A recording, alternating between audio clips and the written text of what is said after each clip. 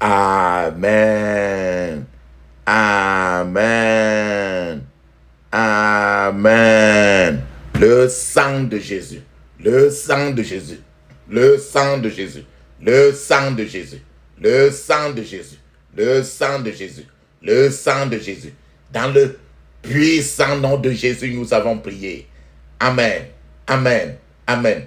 Bien-aimés dans le Seigneur Jésus-Christ, bonsoir ou bonjour suivant le temps qui se passe là où vous vous trouvez.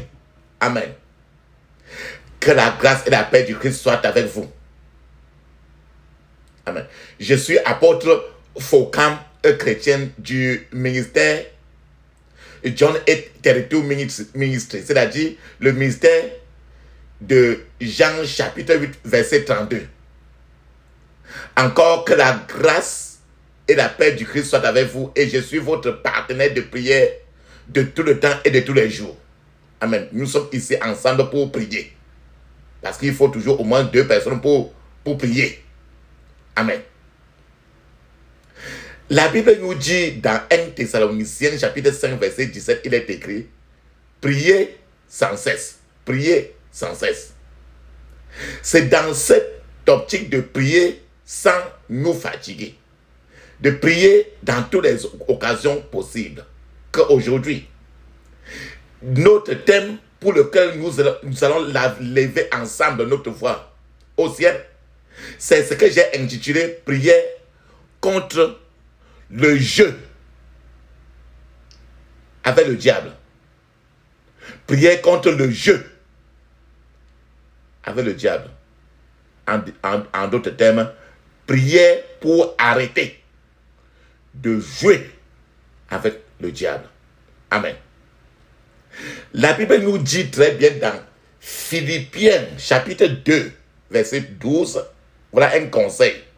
Philippiens chapitre 2 verset 12, voilà le conseil qui nous est donné dans les Écritures. Il dit: ainsi, mes bien-aimés, comme vous avez toujours obéi, travaillez à votre salut avec crainte et tremblement, non seulement comme en ma présence, mais bien plus encore maintenant que je suis absent.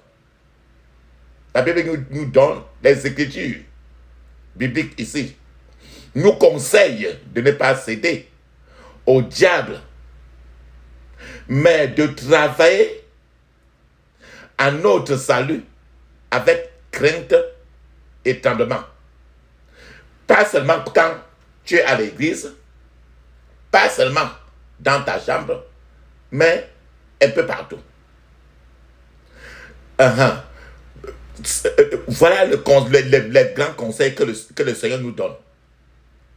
Pourquoi ce conseil-ci? En fait, aujourd'hui, de nombreux frères et sœurs, de nombreux chrétiens, ignorent ce conseil qui nous a été laissé très important. Et un mode de vie et des attitudes pécheresses ont conduit de nombreuses personnes, de nombreux chrétiens, dans des conditions très difficiles. C'est des conditions qu'elles ne devraient pas vivre. Dans des conditions qu'elles ne devaient pas être aujourd'hui en train de vivre. C'est pour ça que le Seigneur nous dit très bien: travaillez à votre salut avec crainte. Travaillez à votre salut avec tremblement. De nombreuses personnes ont joué avec le diable. De nombreuses personnes jouent et continuent à jouer avec le diable. Et bien après, continuent à payer le prix de ce jeu-là trop cher. Frères et sœurs, papa, maman, en tant que vrais croyants, enfants de Dieu, nous sommes d'abord des soldats du Seigneur Jésus-Christ sur le champ de bataille Et nous ne devions pas être mêlés aux affaires de cette vie. Mêlés aux choses qui ne concernent pas le Seigneur Jésus. Cela nous est bien éclairé dans 2 Timothée, chapitre 2, verset 4. Papa, maman, une question. Voulez-vous atteindre votre objectif dans la vie et finir par aller au paradis? Voulez-vous plaire au Seigneur Jésus-Christ, qui lui-même vous a choisi pour être son soldat, ou bien vous voulez vous plaire à la société, plaire à vos agents de l'église ou à autres personnes? Alors, papa, maman, abandonnez le péché. Arrêtez de jouer avec le diable. Arrêtez de faire des dribbles avec le diable. Ce message d'actualité que je vous donne aujourd'hui est rempli du d'un pouvoir de changer votre vie et de faire de votre vie chrétienne l'expérience glorieuse qu'elle devait être.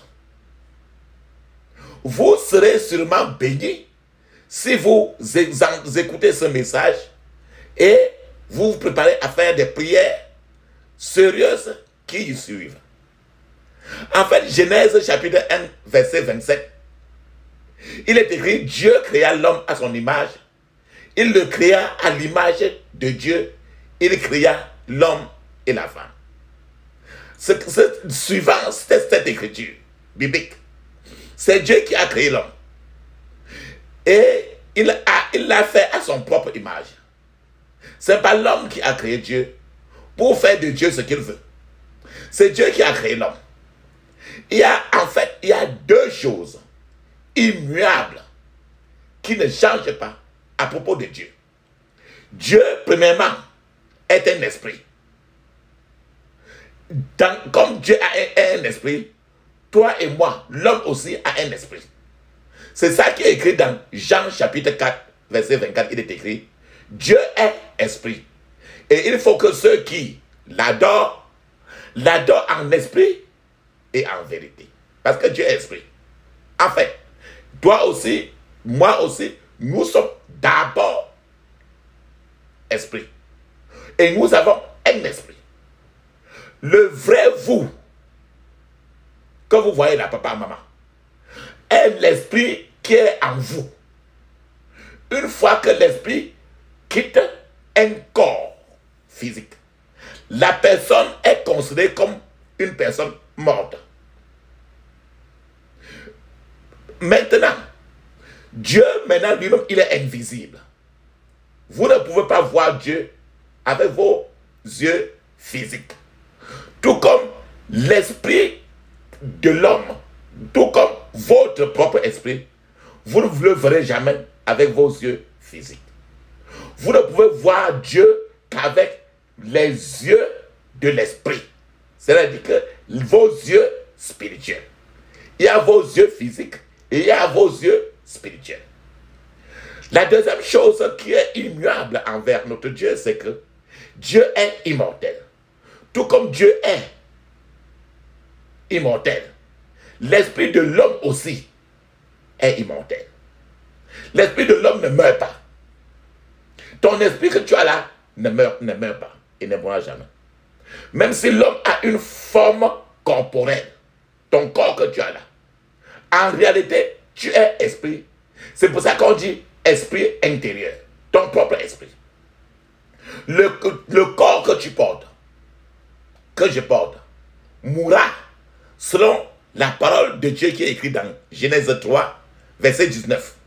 Il est écrit: vous êtes poussière et quand vous mourrez, vous retournerez à la poussière. Papa, maman, peu importe la quantité de peinture, les formes d'écriture que vous placez, vous dessinez sur vos corps, que vous appliquez sur votre corps, ou peu la nourriture que vous donnez à votre corps. Un jour, ce corps reviendra et deviendra rien que poussière. Suivant ce que j'ai dit, Genèse 3, verset 19. La véritable image de ce qu'est l'homme ne peut pas être vue des yeux nus. Les animaux, par exemple, choisis n'importe quel animal. Les animaux, le chien, le chat, la souris, la pentade, les poules, ainsi de suite. Tous les animaux ont une âme. Mais les animaux n'ont pas d'esprit. Donc, quand les animaux meurent, c'est fini. Ce qui fait que les animaux ont un corps qui leur appartient, ils ont une âme. Toi, tu as un esprit, une âme et un corps. Voilà une différence. L'homme est une créature dans laquelle cohabite un esprit et une âme. Ça donne 3. Le court séjour d'une personne dans ce corps que tu portes et que je porte est ce qu'on appelle la vie. Le séjour que tu as dans ce corps-là est ce que toi tu as. On appelle la vie. V-I-E. La Bible parle de la vie comme d'une vapeur simple. Une vapeur, par exemple, est là aujourd'hui. Mais cette vapeur-là peut ne pas être là demain. C'est là, c'est ce qu'on appelle la vie. Je voudrais vous conduire à une grande vérité qui est un secret et que vous devez prendre le savoir parce que c'est là où Satan est glissé pour déchirer les humains, les enfants de Dieu. L'esprit en vous peut choisir de suivre le diable. L'esprit qui est en vous peut choisir de suivre le diable, les mauvais esprits, Satan, sans que vous ne le sachiez. Car il existe une foule, un monde de puissance satanique invisible qui travaille jour et nuit pour influencer l'esprit de l'homme afin qu'il s'oppose à Dieu lui-même. L'intérêt des mauvais esprits, l'intérêt de ces esprits méchants et des puissances sataniques est votre esprit. Ce qu'il vise en vous, ce n'est pas votre corps physique. Il vise votre esprit. Et tout ce que ces mauvais esprits ont à faire est de faire la guerre à votre esprit que vous avez. Parce que tant qu'ils ont atteint votre esprit, ils savent que votre esprit ne peut plus suivre la route de Jésus. Le plus souvent, vous n'aimez pas. Vous ne savez pas.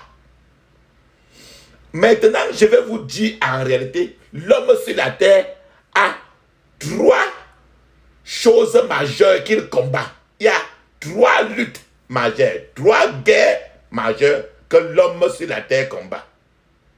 Premièrement, le combat de la chair et de sang. Deuxièmement, la guerre contre le péché. Troisièmement, la guerre contre le diable lui-même. Quatrièmement, les choses du monde, le système mondial, les choses du monde.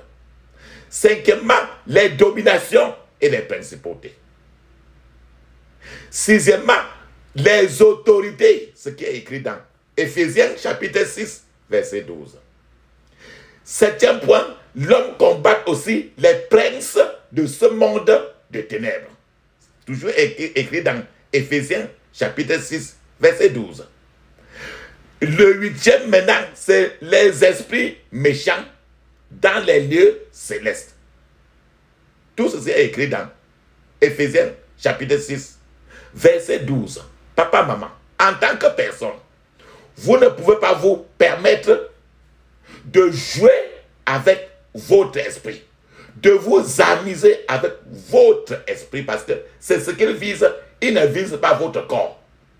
Il vise votre esprit pour l'emprisonner, pour le toucher, et dès que votre esprit est touché, c'est tout. C'est une très mauvaise chose de vous amuser avec votre esprit. La Bible nous dit, dans Matthieu 16, 26, il dit, et que servirait-il à un homme de gagner tout le monde s'il perdait son âme, ou que donnerait un homme en échange de son âme? En d'autres termes, que ne jouez pas avec votre homme intérieur. Ne jouez pas avec votre esprit. Papa, maman, que gagnerez-vous si vous avez tout l'argent de la terre? Vous avez toute l'éducation, tous les diplômes de la terre. Si vous avez toute la réputation de partout, tu es connu partout, apprécié, toute la terre t'aime de ce monde, et que vous perdez, que vous perdez votre âme. Si Dieu, vous, papa, maman, si Dieu vous ouvre les yeux, vos yeux spirituels, et que vous voyez ce que sont réellement les gens en esprit, peut-être que vous aussi, vous resterez assis et vous finirez par pleurer peut-être toute la journée. C'est parce que la nature de l'homme est désespérément méchante et qu'il existe des esprits méchants qui tentent d'influencer les actions, les manières d'agir, de faire de l'être humain jour et nuit. Beaucoup de gens ne savent même pas que ces esprits méchants existent. Et par conséquent, beaucoup de gens jouent chauve et souris, chauve et la souris avec le diable. C'est pour ça que nous avons intitulé aujourd'hui la prière contre le jeu avec le diable. En d'autres termes, ne pas jouer au jambo avec Satan lui-même. Je vais vous donner un exemple, un témoignage. C'était une femme qui avait une aide ménagère, c'est-à-dire que quelqu'un qui reste à la maison pour regarder ses enfants, qu'elle a recruté pour s'occuper de ses enfants. Chaque fois qu'elle revenait à la maison après le travail, elle constatait que la température physique de ses enfants était plus élevée que de normal. Maintenant, les voisins ont également remarqué que ce que les voisins ont remarqué, c'est que les enfants pleuraient tous les jours jusqu'à environ 15 heures. Les voisins ont remarqué toujours que les enfants étaient toujours en train de pleurer. Un jour, un colocataire voisin de l'appartement, un colocataire voisin, a entendu les enfants pleurer. Et ce colocataire a décidé d'investiguer. À sa grande surprise, alors qu'il regardait, il a regardé par le trou de la clé de la maison, de cette maison-là. Il a vu les enfants de cette femme-là disposés en cercle. Et il y avait un serpent au milieu des enfants. Un serpent. Les enfants pleuraient et le serpent était là en train de tourner. Ce colocataire qui a regardé, il a gardé le silence. Il a gardé son froid jusqu'à ce que la femme lui revienne à la maison. Le colocataire lui a raconté ce qu'elle avait vu. Mais cette femme elle-même, elle n'a pas cru au colocataire. Elle a continué à croire au contraire à cette berceuse. Le lendemain, cette femme encore a quitté la maison pour aller au travail. Et à l'arrêt bus, l'Esprit de Dieu lui a dit de rentrer chez elle. Et elle a fait. Et alors qu'elle s'approchait de sa porte, elle a entendu les cris de ses enfants. elle a jeté un coup d'œil par le trou de la clé de la porte. Et elle a trouvé ses enfants qui pleuraient. Et ses enfants toujours étaient en cercle avec un serpent au milieu d'eux. Elle a crié Jésus. Et à sa grande surprise, le serpent est redevenu très vite la berceuse de la maison. Et qu'elle est restée tranquille. Et la femme a cogné la porte. La jeune fille a ouvert la porte. La femme a confronté la jeune fille. Et cette jeune fille, elle a alors nié. La femme n'a eu d'autre choix que de renvoyer cette berceuse. Cette berceuse. Cette papa, maman, cette fille, cette femme serait allée, peut-être qu'elle allait même à l'église avec cette berceuse, même peut-être qu'elle même allait à l'église avec cette femme. Mais la femme ignorait quel genre de personne la berceuse était. En d'autres termes, c'est ce qui constitue le titre de notre prière aujourd'hui. Cette femme jouait toujours avec le diable. C'est-à-dire qu'on l'a interpellée, même elle a continué à jouer avec le diable. Elle n'a pas compris que elle laisse ses enfants comme ça entre les mains de Satan lui-même, qui est le serpent ancien. Elle a recruté Satan pour s'occuper de sa maison. Cette femme était ignorante. Et quand elle a découvert cela, elle a vraiment tremblé beaucoup. Au lieu de confronter la jeune fille au nom de Jésus, cette femme l'a simplement renvoyée et a décidé de ne plus employer d'aide ménagère. Ça ne change rien. Parce que tu ne sais pas déjà ce qui est déjà dans le corps de l'enfant. Parce que quand le serpent est en train de causer avec les enfants ainsi, rappelle-toi, le serpent ancien causait à Ève. Et c'est ça qui a déclenché tous les problèmes que nous souffrons jusqu'à aujourd'hui. Alors, un serpent avec les enfants en train de causer. Imagine ce que cela veut dire. Amen. Je vais vous donner encore un autre témoignage. Une sœur avait des problèmes et elle est allée voir un homme de Dieu. Cet homme de Dieu lui a conseillé de lire le psaume 35 tous les jours, le psaume 35 tous les jours. Ce psaume aussi que je vous conseille le plus souvent de lire. Alors, cette sœur l'a fait et elle a remarqué que les paroles qui étaient dans ce psaume étaient en train de la combattre elle-même, en train de jouer contre elle-même. Alors la sœur est retournée voir le pasteur.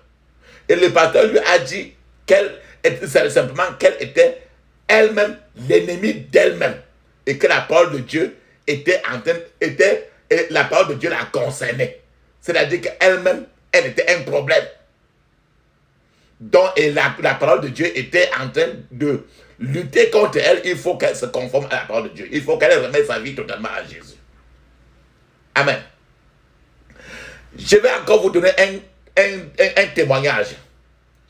La Bible, nous avons commencé par ce texte en disant que ne jouons pas le jambo avec Satan. Ne jouons pas les cartes tiercées avec Satan. Un frère a été arrêté dans une église en train de commettre la fornication avec une fille. On l'a convoqué. Et la commission de discipline a sanctionné le frère. Et quand on l'a sanctionné, l'un des responsables de l'église, qui était l'un des responsables de l'église, était parmi ceux-là qui l'ont sanctionné. Alors, le frère était trop fâché. Parce que le frère, bien après, il a confronté le contrôleur de l'église, le type qu'on appelle le contrôleur de l'église. Il lui a dit que, mais tu sais très bien que j'ai un très grand problème avec les femmes. Et je t'avais dit ça. Et tu es resté tranquille.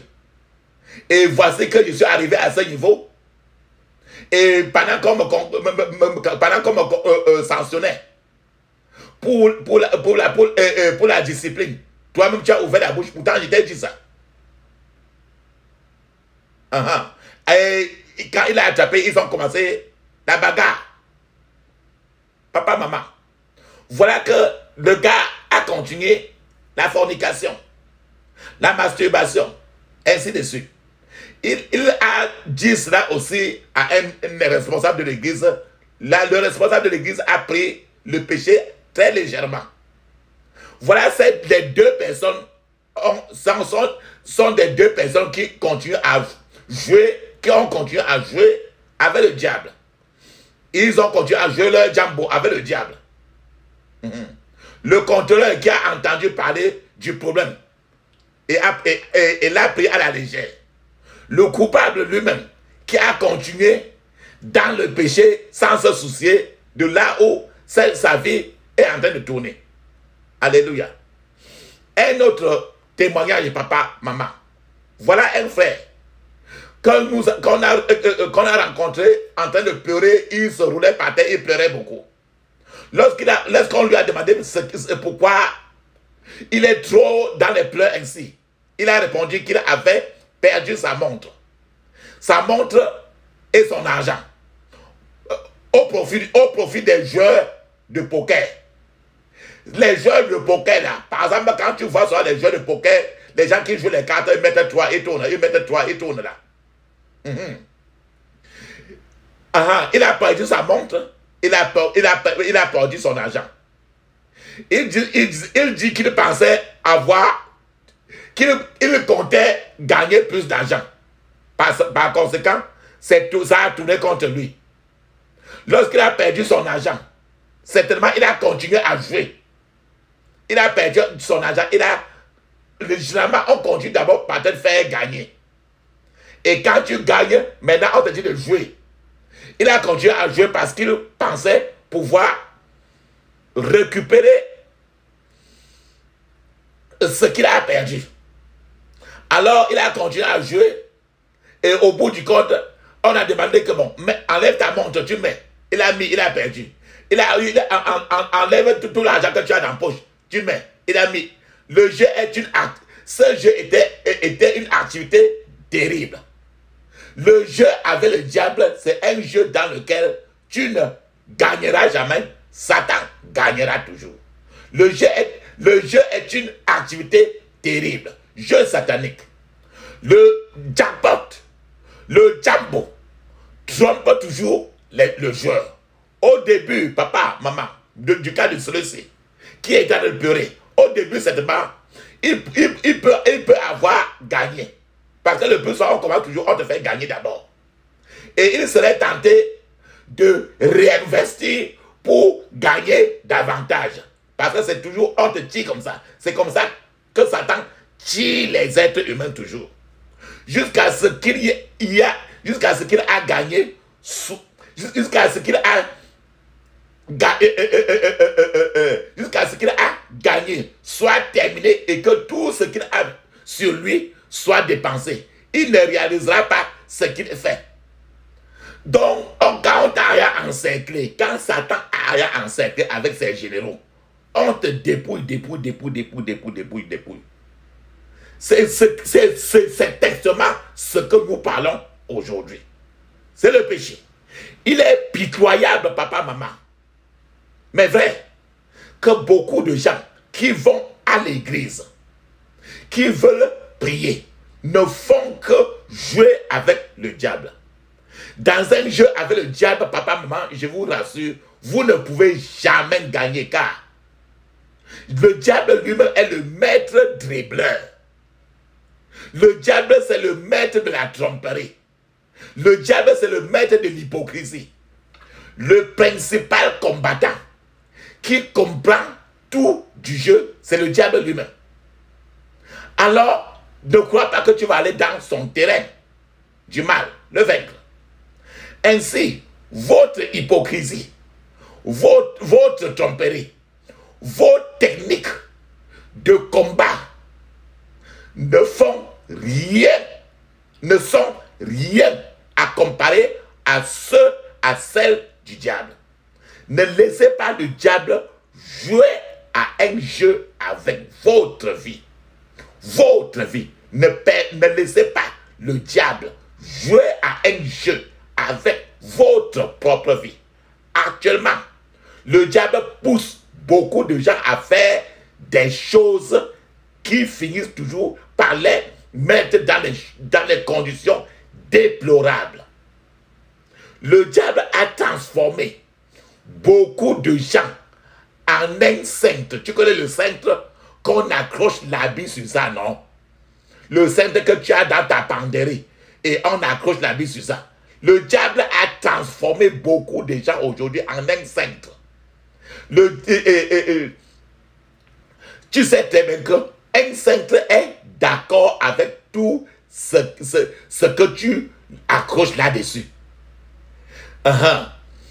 Cela ne dérangera pas un cintre. S'il s'agit d'un costume qui est très coûteux, le cintre va porter toujours ce costume-là. Si c'est un chiffon pourri qui est placé sur le cintre porte toujours. En d'autres termes, le diable a transformé beaucoup de gens en un cintre. Peu importe qui vous êtes, le diable est là avec la formule Jean chapitre 10, verset 10. Tu es saccagé et volé. Peu importe qui tu es, le diable va accrocher le cintre va accrocher n'importe quoi que tu mets sans se plaindre. C'est une chose très très dangereuse, papa, maman, pour une personne d'aller par exemple à l'église sans savoir ce qu'elle fait. Beaucoup de gens pensent qu'ils travaillent pour Dieu, mais en réalité ces gens-là travaillent pour le diable. La Bible dit que si vous décidez de vivre votre propre chemin, le Seigneur vous laissera aller dans votre chemin. Si vous n'êtes, si devant Dieu vous n'êtes ni chaud ni froid, le Seigneur va toujours finir par vous vomir, vous écarter de lui. Quand Jésus était sur la terre, Jésus attirait beaucoup de foules. Beaucoup de gens venaient à lui. Jésus acceptait tout le monde. Jésus acceptait le pauvre, le riche, le bon, le méchant, le pharisien, le sadducéen, le dirigeant, les pécheurs, les prostituées, les collecteurs d'impôts, les personnes démoniaques, etc. Certaines de ces personnes dont nous avons cité le détestaient. D'autres de là l'aimaient. Le passage biblique qui soutient ce qu'il vient de dire, c'est dans Jean chapitre 6, verset 66. Il est écrit, dès ce moment, plusieurs de ses disciples se retiraient et ils n'allaient plus avec lui. C'est-à-dire qu'il y a des gens qui l'aimaient, des gens qui ne l'aimaient pas. C'est Jean 6, verset 66. Dès ce moment, plusieurs de ses disciples se retiraient et ils n'allaient plus avec lui. Ces gens n'ont pas aimé ce que Jésus disait. Et ces gens ont décidé de quitter Jésus. Dans Jean chapitre 6, verset 60, il dit, plusieurs de ses disciples, après l'avoir entendu dire, cette parole est dure. Qui peut l'écouter? Papa, maman, regardez un peu ce que ce Jean 6, 60, verset 60 dit. Il est étrange de découvrir que de nombreux fidèles sont comme des gens perdus dans une forêt dense. Dans de nombreuses églises où le pouvoir de Dieu agit puissamment, il y a toujours une multitude mélangée. Et en plus, les gens vont et les gens viennent. Les gens partent de l'église, les gens viennent. Les gens prient, les gens arrêtent à Après, il prie encore.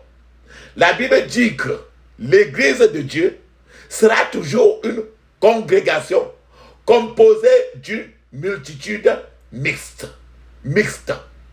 C'est comparé à un filet à traîne qui attrapera toutes sortes de choses. Les crabes, les poissons, les pièces de monnaie, les serpents, etc. Mais ce que le pêcheur veut, c'est le poisson. Celui qui va à la pêche, ce qu'il veut, il veut arrêter le poisson. Jésus veut le poisson.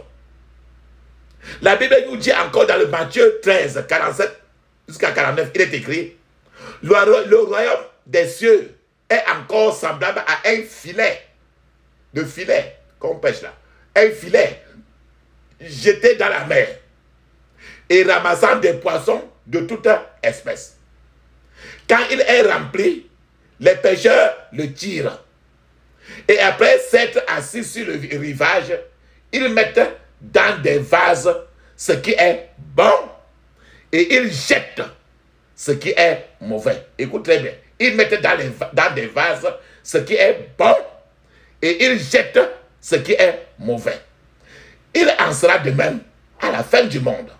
Les anges viendront séparer les méchants d'avec les justes. Papa, maman, le Seigneur a dit qu'un jour, et quand tu écoutes ceci, il a dit qu'un jour viendra où il y aura une séparation. Les crabes, les pierres, les cabris, ça, tout ceci, etc., seront retirés d'un côté. Et les poissons que Dieu veut, que nous avons dit, les poissons que Dieu veut seront ramenés à la maison de l'Éternel. Dans de nombreuses églises, dans de nombreuses communautés, il existe des troupes. Et la plupart des troupes, trop de troupes, trop de groupes. Et la plupart d'entre elles ne sont pas utiles à Dieu. Ces églises se contentent de coudre des uniformes et de célébrer le plus toujours des anniversaires. Eux, ils ne prient pas. Tout comme il existe physiquement, ces sociétés, ces groupes existent également dans le monde spirituel de cette église-là. Amen.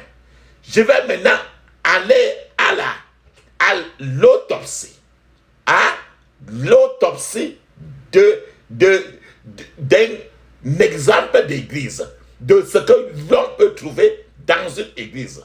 C'est-à-dire que les catégories de fidèles dans une église quelconque, les catégories de fidèles, c'est-à-dire que les qualités, les groupes, les qualités de fidèles que tu peux rencontrer dans une église, dans une communauté chrétienne. Le premier groupe que je vais parler, c'est les spectateurs dans l'église. Bien que les spectateurs voient ce que Dieu fait dans cette église-là, ces spectateurs ne sont pas enracinés à suivre Jésus. Ils ne sont pas prêts. Mais pourtant, ils viennent là, à cette église-là. Tout ce qu'ils font, c'est simplement regarder Jésus accomplir des miracles. Ils ne sont pas engagés envers Jésus. Chaque fois qu'il y a une course spirituelle, rappelle-toi très bien que nous avons parlé de course spirituelle, où il faut remporter le prix. Chaque fois qu'il y a une course spirituelle, il y a des spectateurs. À la fin de la course, le vainqueur remporte un prix, tandis que les autres pourraient recevoir des lots de consolation de moindre valeur que celui du vainqueur. Papa, maman, dans la réalité, je n'ai jamais vu des spectateurs remporter des prix à la fin d'une course. La Bible nous dit de courir notre course et remporter. Je n'ai jamais vu un spectateur remporter des prix à la fin d'une course, puisqu'il n'est même pas sur le stade. Les spectateurs viennent dans l'église juste pour se divertir et remonter le moral de ceux qui sont en train de courir. Donc en fait, ils sont de l'église, mais en tant que spectateurs. Pourtant, Dieu veut tout le monde dans la course. De même, dans la congrégation, nous avons des spectateurs. Généralement, ils ne sont engagés dans rien. Ils ne sont engagés à personne. Ces spectateurs dans l'église ne sont pas enracinés dans la parole de Dieu.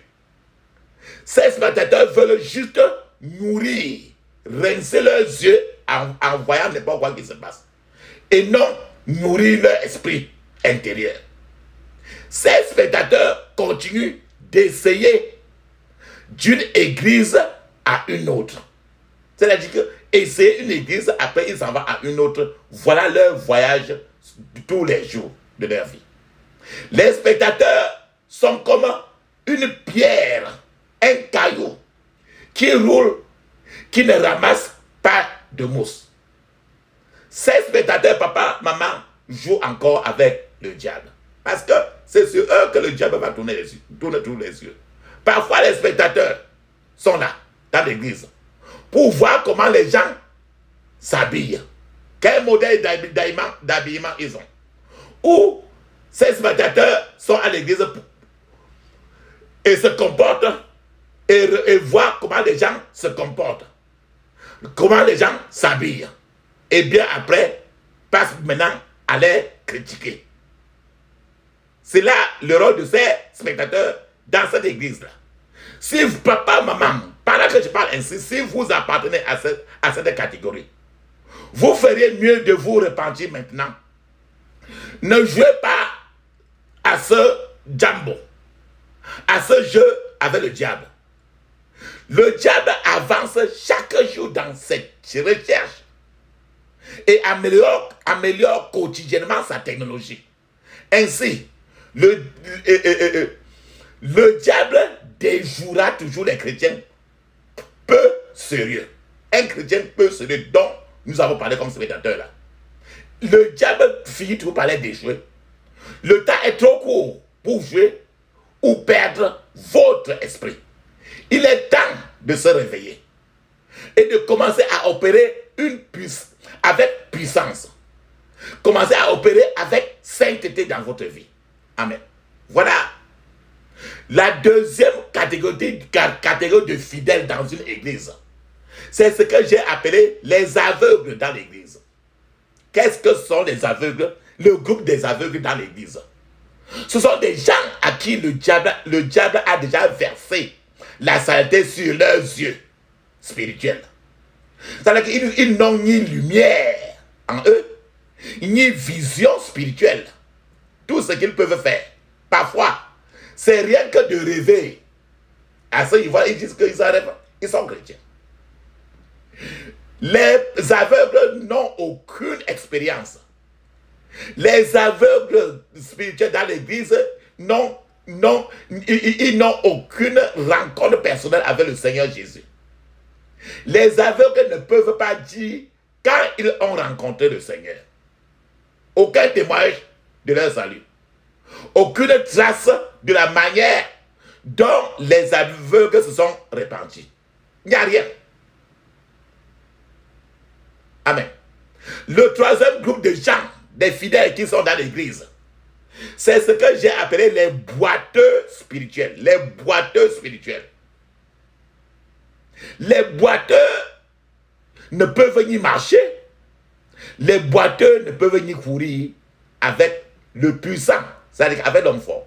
Parce que le péché les a rendus boiteux. Les boiteux spirituels dans l'église étaient forts et zélés pour le Seigneur au début. Mais ces boiteux ont laissé le péché s'infiltrer dans leur vie pour les handicaper. Même si par quelques moyens que ce soit, les boiteux sont capables de se tenir debout, le diable va aller encore rechercher dans ses dossiers les péchés de ce boiteux spirituel et va aller très vite les accuser également de manière à les faire se sentir coupables et les handicaper. Et les handicaper. C'est pour ça que je les appelle les boiteux. Boiteux à cause du péché. Et alors qu'ils avaient commencé l'église fort et ils étaient trop zélés au départ. Amen. Le quatrième groupe de fidèles dans une église, c'est ce que j'ai appelé les sourds-muets spirituels.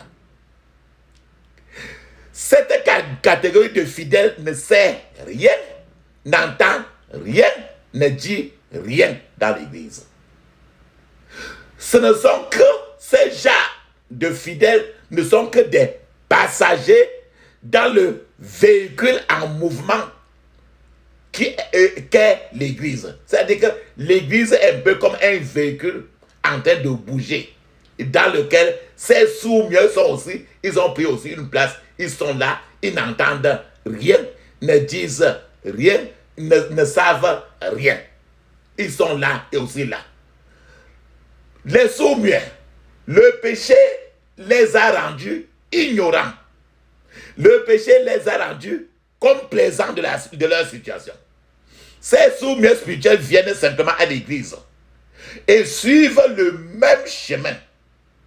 Et ils sont tous dans cette position-là. Ces sourds-muets spirituels n'ont aucune révélation. Ces sourds-muets ne peuvent pas parler d'une vision ouverte ou fermée qu'ils ont déjà eue. Ces sourds-muets spirituels ne peuvent parler d'aucune idée de ce que le Seigneur attend d'eux. Ces sourds-muets spirituels ne sont impliqués dans rien qui avance le royaume de Dieu. Pourtant, ils sont là. Ils viennent tous les jours. L'autre groupe de fidèles que vous pouvez remarquer aussi dans votre église, c'est ce que j'appelle les nains. Les nains spirituels. Ces nains spirituels sont trop courts pour faire quoi que ce soit. Ils sont trop courts. Les nains spirituels sont trop courts. Leurs jambes et les mains sont si courtes qu'ils ne peuvent atteindre aucune hauteur ni aller loin avec le Seigneur. Ce sont des nains dans toutes les choses spirituelles. Les nains spirituels ont ils ont un cœur terrible. Les nains spirituels ont des pensées très mauvaises. Ils n'ont aucun zèle du Seigneur. Les nains spirituels veulent toujours être en haut pour diriger. Et ils ne sont jamais prêts à être dirigés. Ils ne sont jamais prêts à être disciples. Papa, maman, il est de mon devoir de te dire ou bien de vous dire toutes ces choses afin que tu ne sois pas trouvé abandonné au dernier jour. Vous avez également le devoir de prévenir votre frère ou votre soeur lorsque vous le voyez se diriger vers des routes semblables de la destruction. Amen. Un autre groupe de fidèles dans l'église, c'est ce que j'ai appelé les procrastinateurs. Les procrastinateurs sont toujours en train de décaler et de reporter le jour de leur chirurgie spirituelle. Parfois, leurs rêves même, quand ils rêvent même, leurs rêves montrent toujours des signes qu'ils ont des troubles. Les procrastinateurs peuvent même entendre Dieu leur dire de faire quelque chose rapidement, car il y a une anomalie quelque part. les procrastinateurs continueront à dire au Seigneur qu'ils feront quelque chose plus tard, mais pas maintenant. Ils ajournent toujours. En fait, ils sont toujours en train de procrastiner. Les procrastinateurs sont collés au monde, comme le chingon. Les choses du non-monde, ils les aiment sans te dire qu'ils aiment cela. Parce qu'avec toi, ils vont sortir le langage de la Bible. Mais ils sont collés comme le chingon aux choses du monde. Les procrastinateurs seront déçus, papa, maman. Le dernier jour, lorsqu'ils découvriront que leur amour pour ce monde ne les mènera nulle part, mais que cet amour du monde les empêchera plutôt d'avancer avec le Seigneur. Je vais vous donner un exemple dans la Bible des gens collés aux choses du monde. Alors que Joseph allait mourir, Joseph a dit à ses fils qu'il savait qu'un jour que ses fils vont quitter l'Égypte et qu'il devait exhumer, c'est-à-dire enlever les os de Joseph et les amener dans la terre, sur la terre promise. Les ossements de ses frères, les frères de Joseph, sont restés en Égypte. Écoute très bien. Les ossements, les os des frères de Joseph sont restés en Égypte. L'Égypte, ça veut dire que le monde. Les ossements de ses frères sont restés en Égypte. Et ils sont enracinés, ils sont collés en Égypte. Si vous êtes collés au monde, papa, maman, comme le chingon, vous y resterez lorsque le Seigneur viendra enlever ses brebis, les saints. Les gens qui sont dans la sainteté. De nombreuses personnes se plaignent d'être trop occupées et occupées par leur travail. C'est pour ça qu'ils ajournent.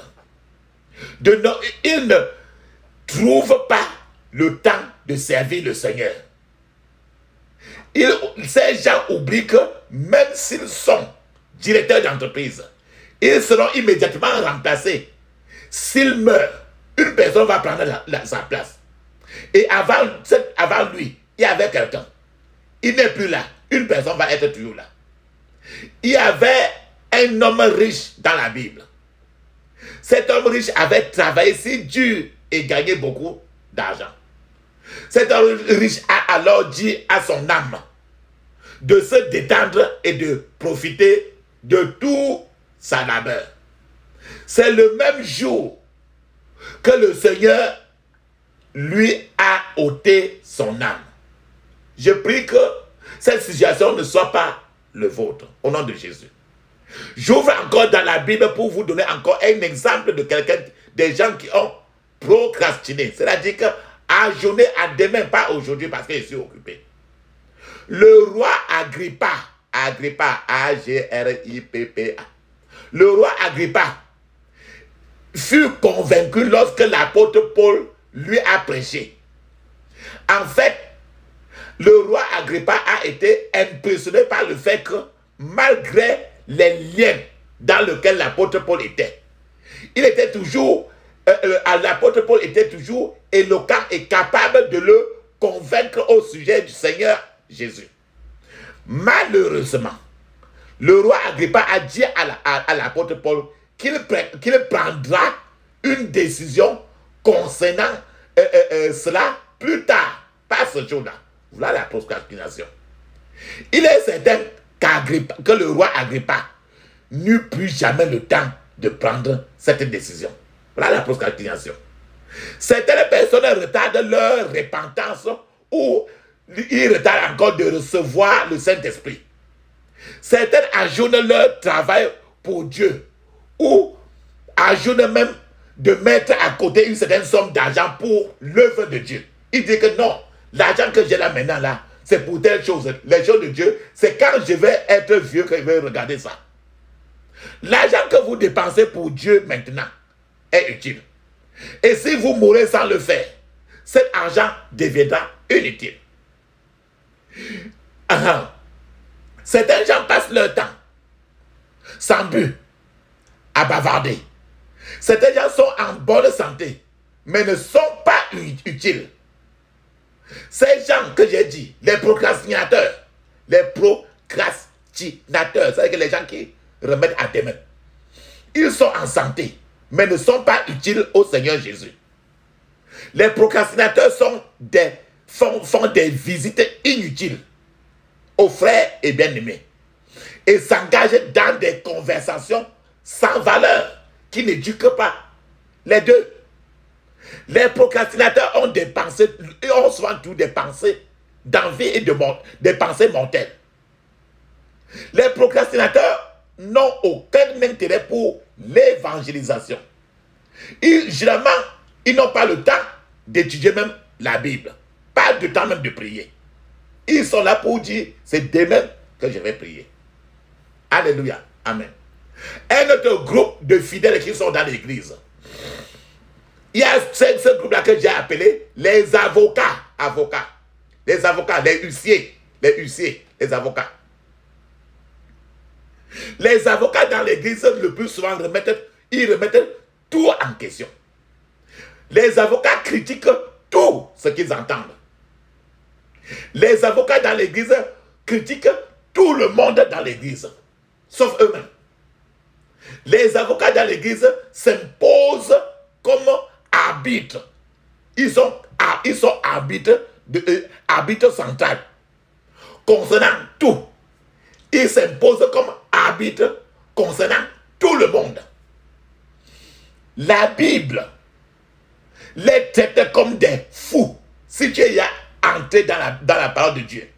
Quand tu vas le plus souvent sur le mot fou, F-O-U,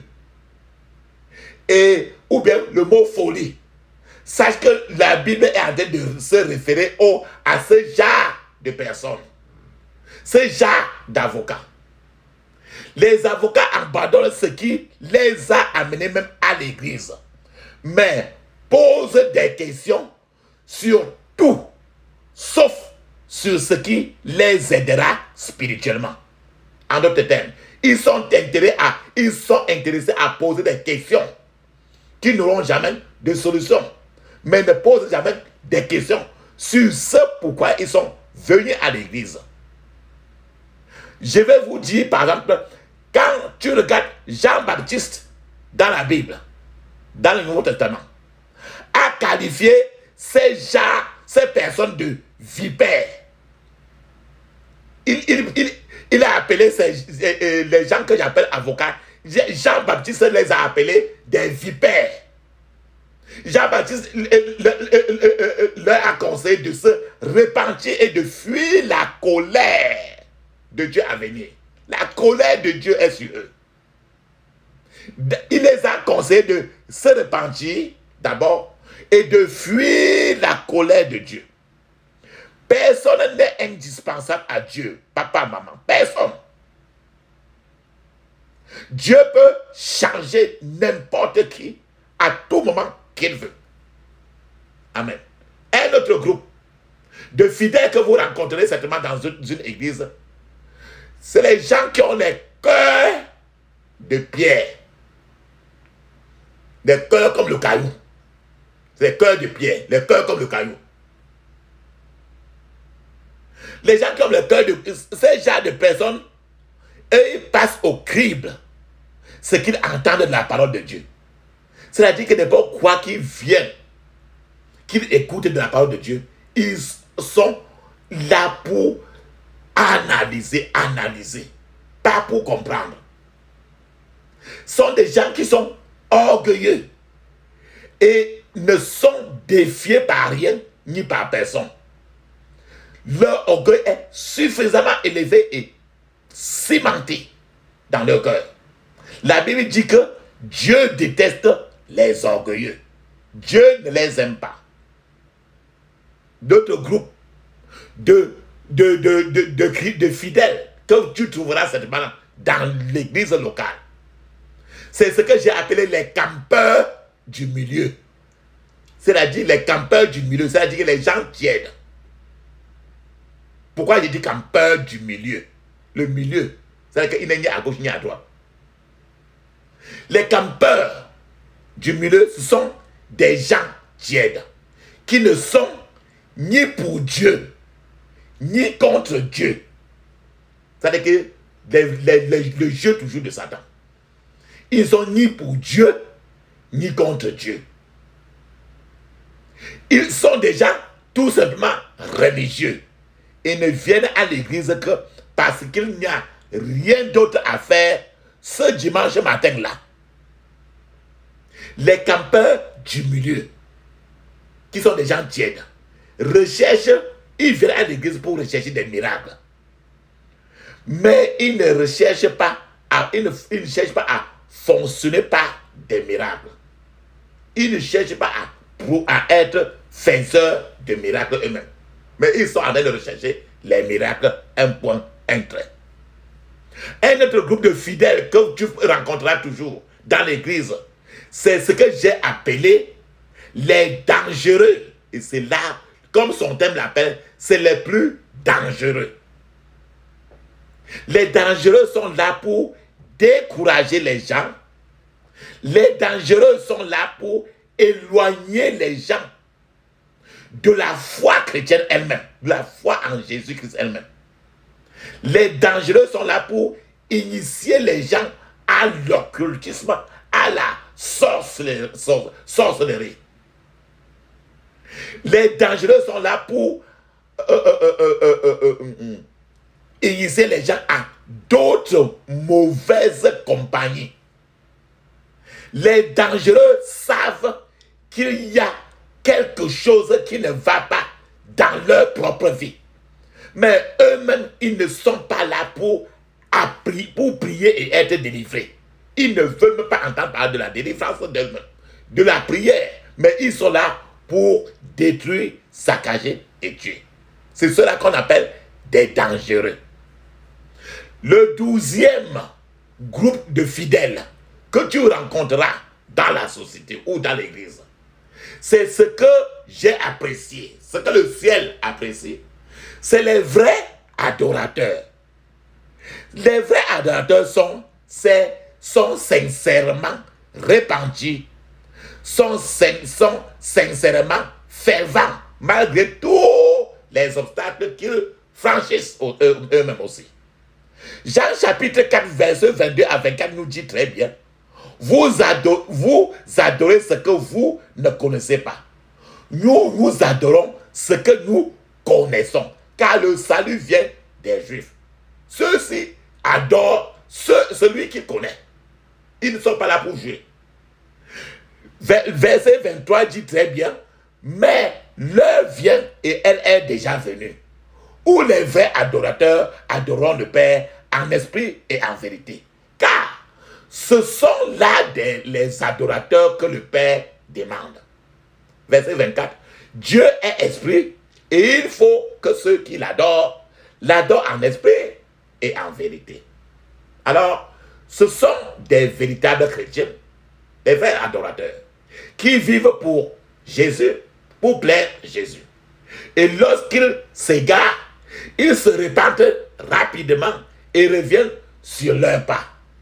Quand le monde persécute ce genre de chrétiens, ce genre de fidèles, ces fidèles le supportent par la foi et ces fidèles sortent toujours vainqueurs.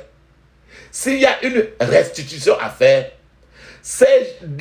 les vrais adorateurs la font sans crainte et sans turbulence. Amen. Papa, maman, je vous ai donné 12 qualités de fidèles que vous rencontrerez. Mais maintenant, la question est de savoir comment savoir si vous jouez avec le diable ou pas. Si vous jouez avec le diable, comment le savoir? C'est après ça que nous allons passer maintenant à la prière pour que chacun rentre si tu as perdu ta route. La première chose, c'est vérifier votre vie pour voir si vous appartenez à l'une des catégories que j'ai mentionnées aujourd'hui. Si vous faites, personne n'est derrière vous. Regardez vous-même. Si vous le faites, alors vous devez vous repentir. Vous devez modifier votre vie.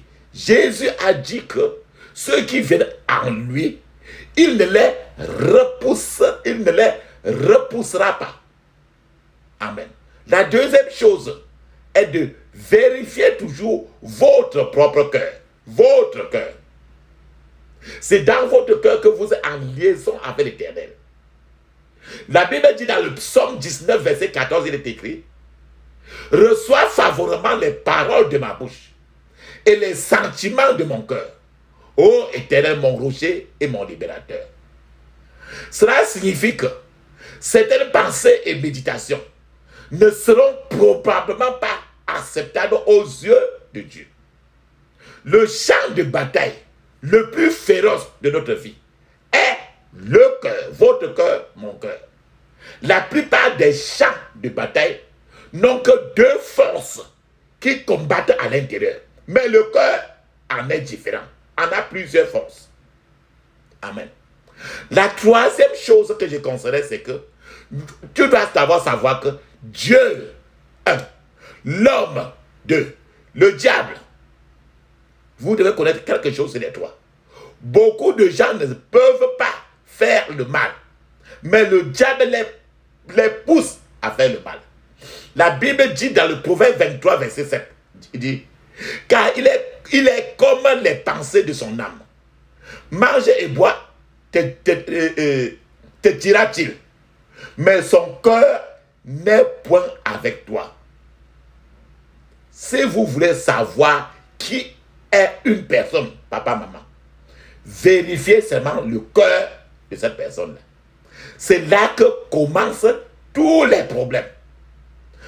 Ce n'est pas dans le pied, ce n'est pas dans le cerveau, ce n'est pas au dos. Les problèmes de l'être humain commencent toujours dans son propre cœur. C'est aussi là qu'un homme rencontre Dieu, dans le cœur. Donc, le cœur est un grand terrain de combat. Si vous rencontrez une personne capable de détecter ce qui se passe dans votre cœur, vous ne pouvez approcher, vous ne vous approcherez pas d'elle, de cette personne. Car vous savez qu'il se passe des choses dans votre cœur qui ne sont pas bien. Dans Genèse 6, verset 6, écoutons ce que le Seigneur a dit pour le cœur de l'être humain. Genèse chapitre 6, verset 6.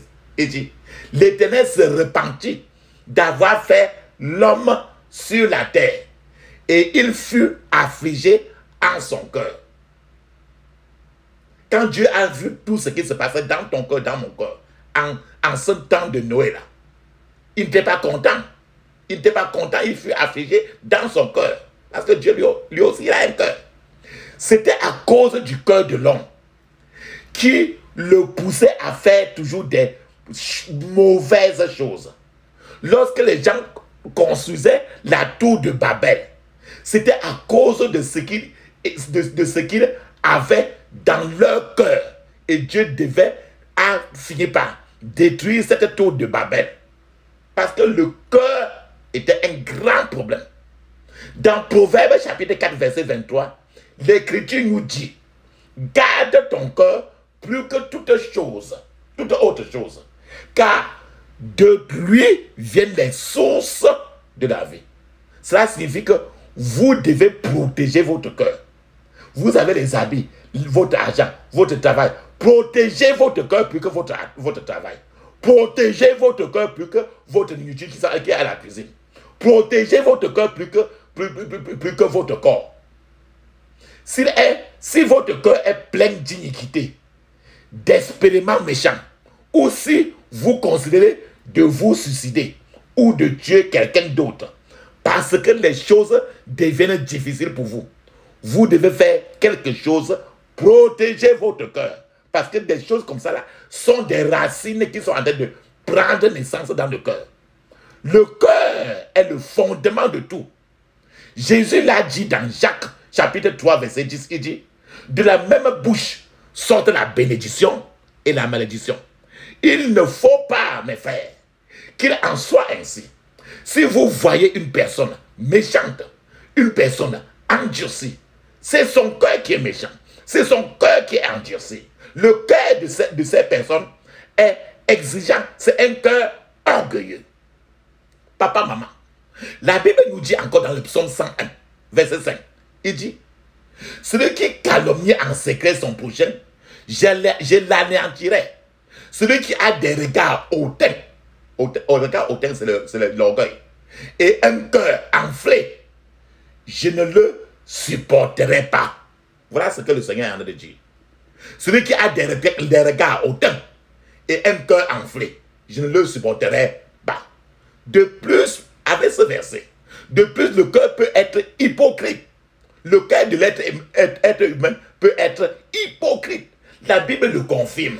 Ainsi pas. Dans Matthieu chapitre 5 verset 6, il dit très bien, heureux ceux qui ont faim et soif de la justice, car ils seront rassasiés. La faim, la famine, la faim n'est pas une exigence agréable. C'est ce qui chasse, c'est la faim qui chasse le loup de la forêt. Quand un homme a faim, il ne se plaint pas du goût de la nourriture. Il avale seulement. Le goût, que cela soit sincère ou pas. Quand l'homme a faim, vrai, il ne regarde plus le goût. Il mange seulement. Lorsque vous avez faim de Dieu, vous êtes prêt à tout pour lui. Ce n'est peut-être pas agréable, mais vous devez le faire. La soif dont nous avons dit dans ces Écritures est également agréable, mais elle est nécessaire au service de Dieu. Vous vous éloignez de tout groupe contraire à la volonté de Dieu et deviendrez un véritable adorateur. Éloignez-vous de tout groupe qui est contraire à la volonté de Dieu. C'est le groupe que j'ai cité tout à l'heure. Et devenez aujourd'hui un véritable adorateur. La Bible dit que ceux qui ont des pensées sur la seconde venue du Seigneur Jésus-Christ devraient se purifier quotidiennement. Si vous êtes né de nouveau, il doit y avoir dans votre cœur un désir ardent pour Dieu, une faim et une soif de Dieu et de sa justice, pas ta propre justice, et de sa justice. Si ces trois choses ne sont pas présentes dans votre vie et que vous allez même à l'église, sachez que vous n'êtes pas encore sauvés. Lorsque les disciples ont reçu le Saint-Esprit, ils ne se contentaient pas de s'asseoir là où ils étaient. Ils brûlèrent pour Jésus. Les disciples sont sortis pour Jésus. Les disciples ont vécu leur vie pour plaire Jésus. Ce qui devait vous intéresser aujourd'hui, lorsque vous allez quelque part, papa, maman, c'est de savoir si cela plaît ou non Dieu, et non vous. Si son notion est là ou non, vous devez chercher à savoir si ça le plaît, c'est tout. Cela est également vrai pour toute décision que vous souhaitez prendre. Cherchez à savoir, est-ce que cette décision est agréée par Dieu ou pas? Je l'aime, mais est-ce que lui, il est agréé? Amen. Mais à ce niveau, qu'est-ce que tu dois faire? Qu'est-ce qu'il faut faire? Nous avons parlé déjà des qualités de fidèles qui sont à l'église. Je vous avais donné alors ces indications. Maintenant, à regarder à tout ça maintenant. Une chose que vous devez faire. Le Seigneur est prêt maintenant. Et il est disposé à lutter pour tous ceux qui crient vers lui aujourd'hui. Le Seigneur veut délivrer tout cela à qui... Le Seigneur veut délivrer tout cela à quiconque se rend compte qu'il ou elle a joué avec le diable. Si tu vois que tu as joué avec le diable, un point ou un autre, sois sincère avec Dieu, comme ça Dieu va être sincère avec toi. Dieu veut te libérer pour que tu quittes des dribbles avec le diable. Après avoir joué avec le diable et mis sa vie en danger d'être perdu à jamais. Le Seigneur veut faire de grandes choses pour vous aujourd'hui, pas demain, maintenant. Cependant, papa, maman, si vous n'avez pas encore abandonné totalement votre vie au Seigneur Jésus-Christ, j'aimerais que vous le fassiez immédiatement. Reconnaissez-le. Faites que vous reconnaissez réellement le fait que vous êtes pécheur. Confessez vos péchés au Seigneur, un à un, dans une liste. Dites au Seigneur de vous laver dans le sang précieux qui a été versé sur la croix du Calvaire pour la rémission des péchés. Invitez le Seigneur maintenant dans votre vie et faites de lui votre Seigneur. Faites de lui votre sauveur personnel. Papa, si vous l'avez fait déjà, je vous en félicite beaucoup pour cette décision que vous venez de prendre. Je prie encore pour que cela soit permanente au nom de Jésus. Je prie pour que le Seigneur remplisse votre vie de sa puissance, remplisse votre vie de sa présence, remplisse votre vie de sa gloire. Et vous barricade maintenant de son feu dans le puissant nom de Jésus, j'ai prié. Amen. Papa, maman, à ce niveau maintenant, comme j'ai dit par le passé, prends l'huile d'onction, prends une cuillère à café d'huile d'onction, mets dans ta bouche, tu avales, rince d'abord ta bouche, tu dis dans ta bouche avec quelques 2 secondes et tu rince dans ta bouche, rince ta langue et tu avales cela et tu fais la même chose pour tes enfants, d'autres, même des petits enfants le plus souvent. Et mets l'huile d'onction un peu sur ta tête, sur ton front. Amen. Tu frottes tes mains. Et si les enfants sont aussi là, tu peux mettre sur leur tête très sagement.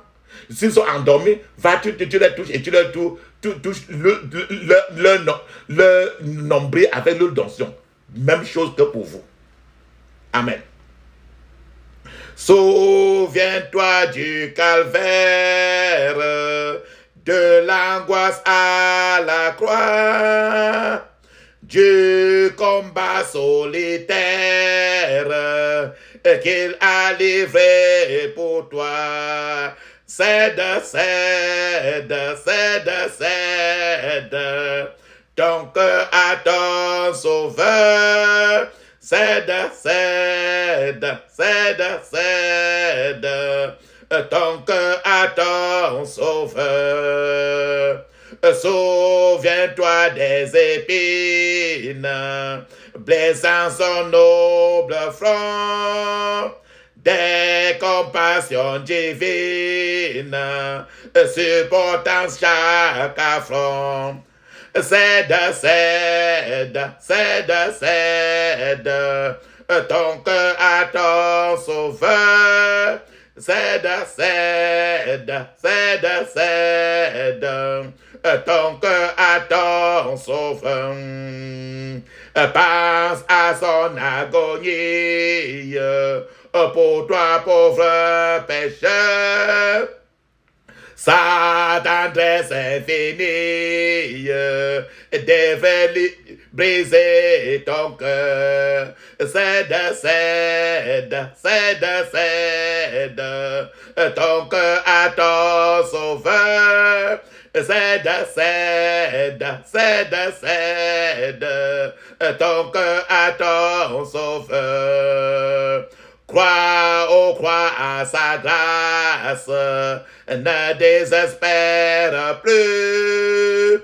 Jésus a pris ta place, tous par lui sont reçus. Cède ton cœur à ton sauveur. Cède ton cœur à ton sauveur. Enlève ma misère, enlève mon péché, toute douleur amère et tout fardeau caché. Cède ton cœur à ton sauveur. Cède ton cœur à ton sauveur. Amen. Alléluia. Comme tu viens de céder totalement tout ton cœur à ton sauveur. Papa, maman, il est temps maintenant de se concentrer, de fermer les yeux.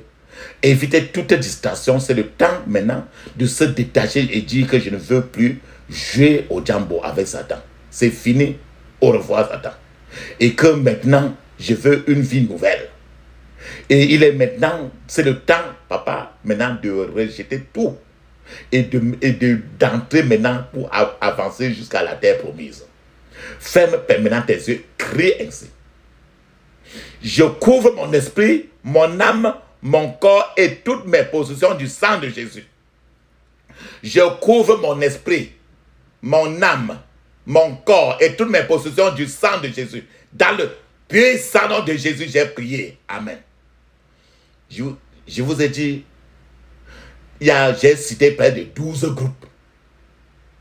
Et si tu as identifié dans ton propre cœur et tu sais que tu appartiens à l'un ou autre de ces groupes, tu vas demander au Seigneur de te retirer de ces groupes non rentables à ses yeux.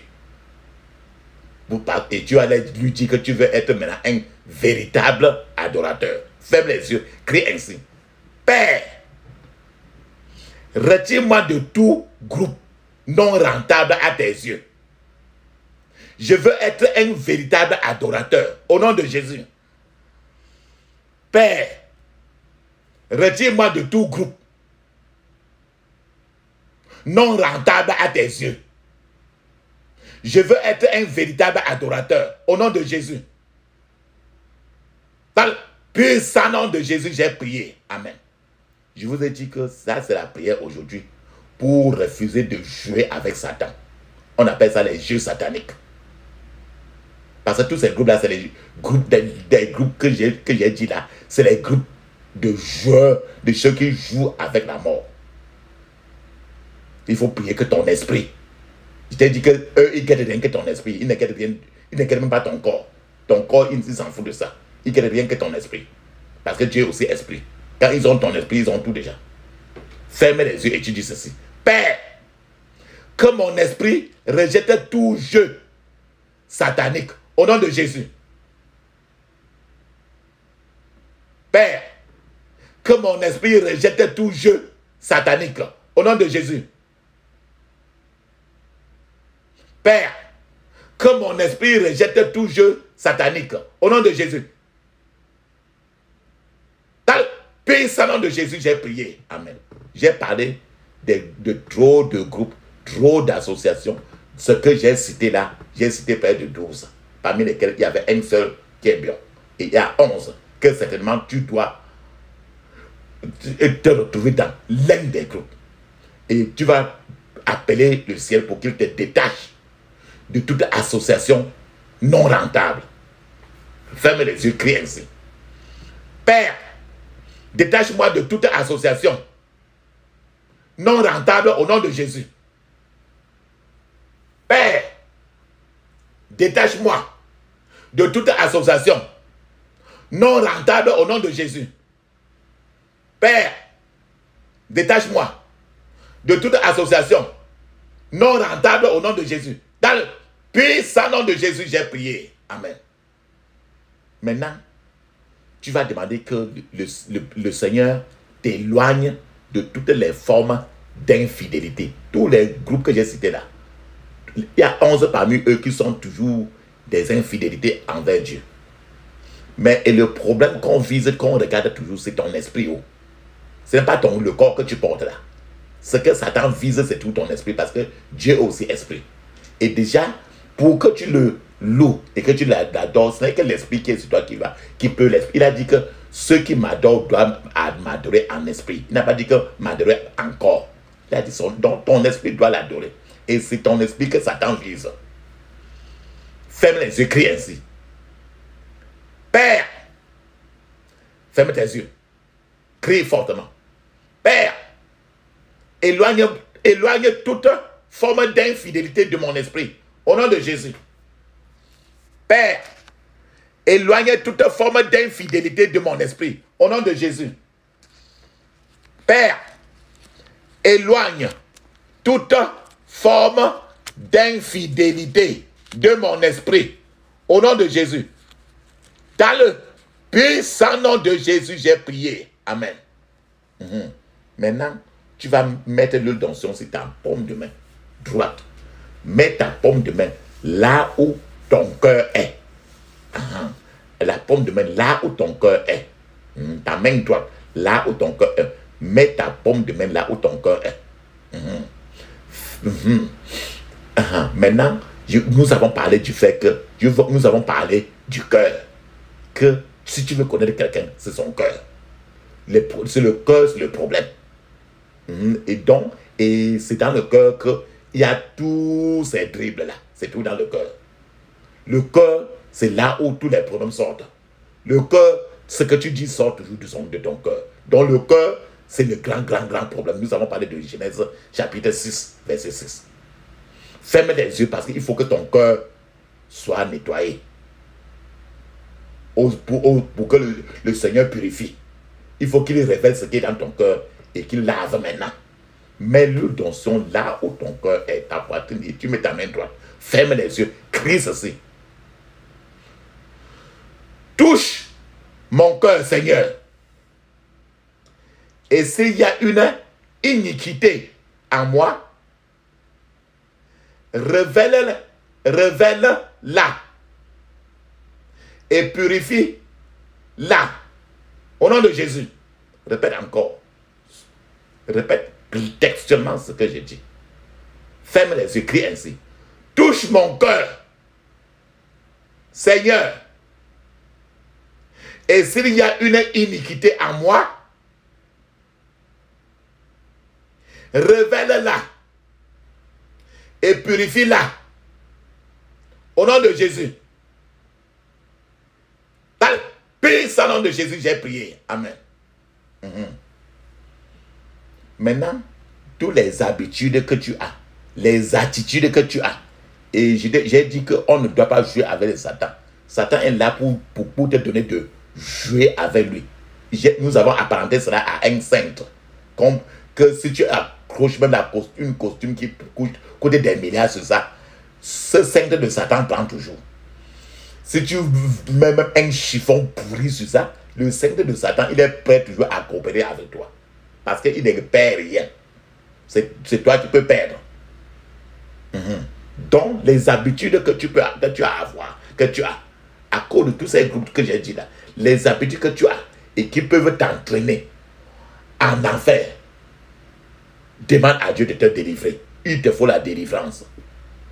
Nous avons dit qu'il y a certains groupes qui ne veulent même pas être délivrés par la prière. Toi-même, il te faut la délivrance si tu veux être chaud avec Dieu. Ferme les yeux, crie ainsi. Oh Seigneur, délivre-moi de toute habitude qui peut m'entraîner au feu de l'enfer. Au nom de Jésus. Oh Seigneur, délivre-moi de toute habitude qui peut m'entraîner au feu de l'enfer. Au nom de Jésus. Oh Seigneur, délivre-moi de toute habitude qui peut m'entraîner au feu de l'enfer. Dans le puissant nom de Jésus, j'ai prié. Amen. Papa, maman, tous ceux qui veulent détruire ton salut, nous avons commencé par dire que rechercher avec tremblement et crainte notre salut. Nous avons commencé par ça. Mais il y a des esprits, une cohorte d'esprits qui sont là.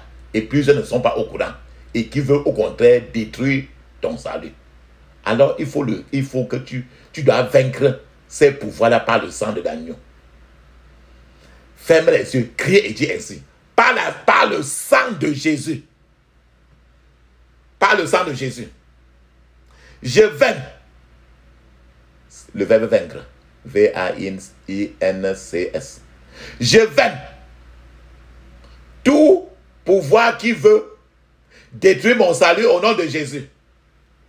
Par le sang de Jésus. Je vainc tout pouvoir qui veut détruire mon salut au nom de Jésus. par le sang de Jésus, je vainc tout pouvoir qui veut détruire mon salut. Au nom de Jésus. Dans le puissant nom de Jésus, j'ai prié. Amen. Ferme les yeux. La Bible dit qu'à tes résolutions répondra le succès. Ferme les yeux et tu dis ceci.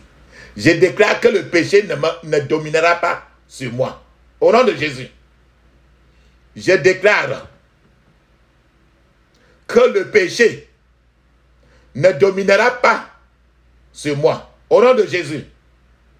Je déclare que le péché ne dominera pas sur moi. Au nom de Jésus. Nous avons parlé du... Dans le puissant nom de Jésus, j'ai prié. Amen. Nous allons parler du fait qu'à cause du péché, les gens sont nés. À cause du péché, péché. Tous les autres groupes là, c'est tout le péché. Ferme les yeux et tu dis ça. Les œuvres du ténèbre. Tu dois écarter maintenant ta famille et toi de toute œuvre des ténèbres, de œuvre de Satan. Ferme les yeux et tu dis ceci.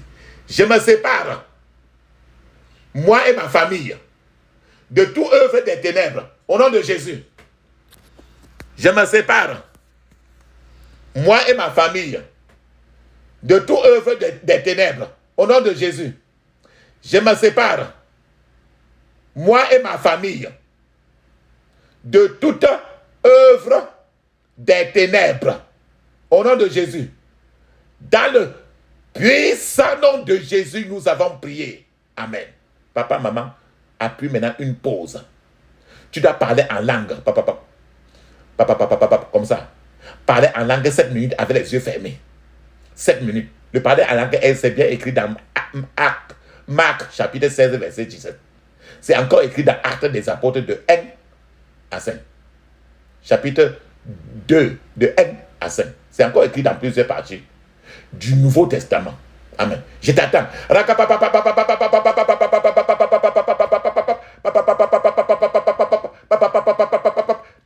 Puissant nom de Jésus, nous avons prié. Amen. Mais remercie ma papa, maman, bien-aimé. Ferme les yeux et tu dis ce que la Bible dit très bien dans Genèse 1, verset 3, il est écrit que la lumière soit et la lumière fut. Tu dois maintenant appeler la glorieuse lumière de Dieu pour briller dans tous les domaines de ta vie. Ferme les yeux, crie ainsi, parce qu'il te faut la lumière. Parce que tu es fatigué de l'obscurité. Ferme les yeux, crie ainsi. Glorieuse lumière de Dieu. Glorieuse lumière de Dieu. Brille dans tous les domaines de ma vie. Au nom de Jésus. Glorieuse lumière de Dieu. Brille dans tous les domaines de ma vie. Au nom de Jésus. Glorieuse lumière de Dieu. Brille dans tous les domaines de ma vie. Au nom de Jésus. Dans le puissant nom de Jésus, j'ai prié. Amen. La Bible, nous disons le plus souvent, avec 1 Thessaloniciens chapitre 5, 17, il dit que priez sans cesse. Et la Bible nous dit de veiller et de prier. Depuis là, quand tu ouvres la Bible, tu dors. Il te faut le temps de prier, tu es toujours en train de dormir. Quand Jésus est parti au monde de la transfiguration, avec l'apôtre Pierre, eux, ils étaient toujours en train de dormir. Jésus a demandé que, mais donc, vous ne pouvez pas prendre une temps pour veiller et de prier. Toi-même, alors, ferme les yeux et crie ainsi. Oh Seigneur, délivre-moi de tout ce qui m'empêche de veiller et de prier. Au nom de Jésus. Oh Seigneur, délivre-moi de tout ce qui m'empêche de veiller et de prier. Au nom de Jésus. Oh Seigneur, délivre-moi de tout ce qui m'empêche de veiller et de prier. Au nom de Jésus. Dans le puissant nom de Jésus, j'ai prié. Amen. Je vous ai dit que les gens maintenant, partout, jouent avec le diable. Ils ne sont même pas conscients que tous les jours, il y a un tas de démons qui sont en train de les saccager. Et les gens ne font que jouer avec le diable. Ils aiment même. C'est le mal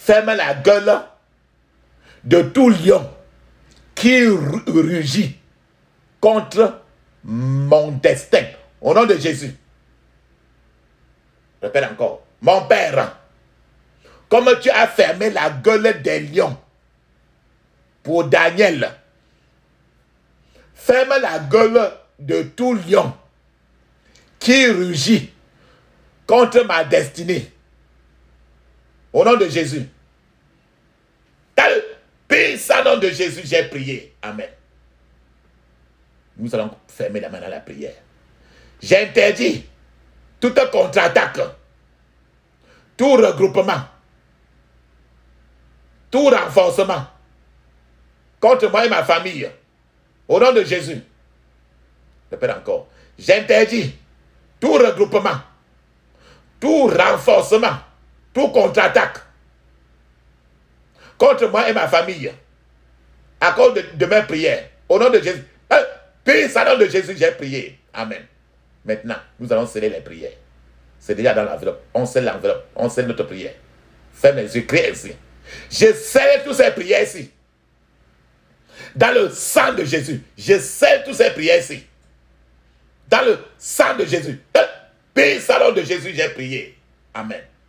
Papa, maman, dis Hosanna. 7 fois. Hosanna, Hosanna, Hosanna, Hosanna, Hosanna, Hosanna, Hosanna.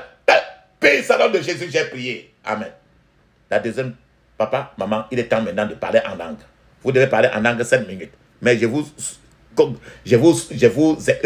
conseille toujours de parler au moins 30 minutes.